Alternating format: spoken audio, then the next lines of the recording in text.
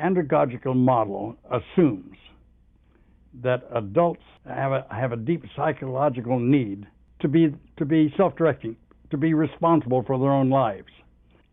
But also, adults enter into an educational experience with a different quality as well as a different volume of experience.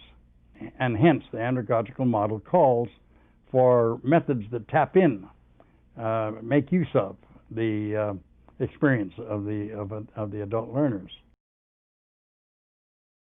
Pedagogy is the art and science of teaching children. Andragogy is the art and science of teaching adults. But at what point do we change from being dependent on a sage on the stage to deciding for ourselves what we want to learn?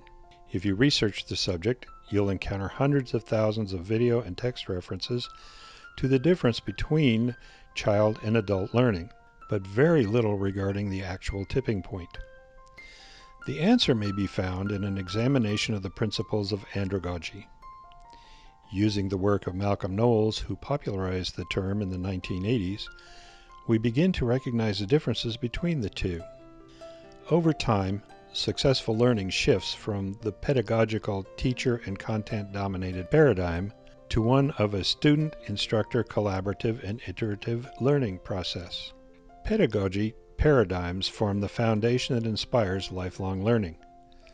Mature learners build upon the subjects of interest to them that have a direct impact on their lives and careers.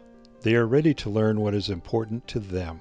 Pedagogical learning is centered on the content and the basic theory of what we are learning, whereas adult learning is centered on the skills or knowledge-based competency that answers the adult question, what's in it for me? Adult learners need to know why they are learning this subject and what is to be gained by learning it or lost if not learned.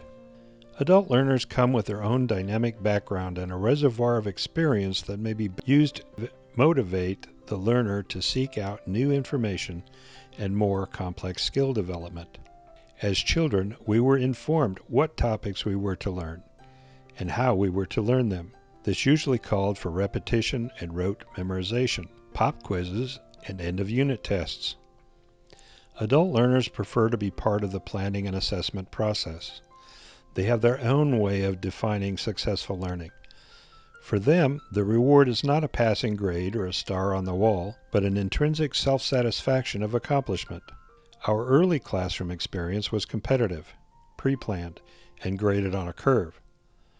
A commitment to a lifelong learning journey for adult learners means taking ownership of a collaborative process defined according to need.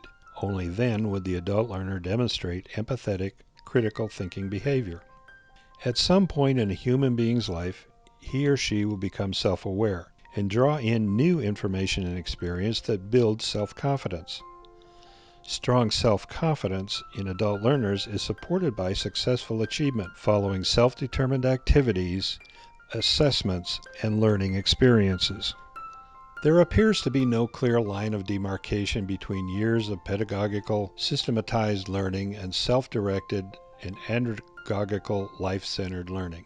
That point on a person's timeline is influenced by external environmental factors such as current job status, socio-cultural status, and economic status. Internal motivations also play a part.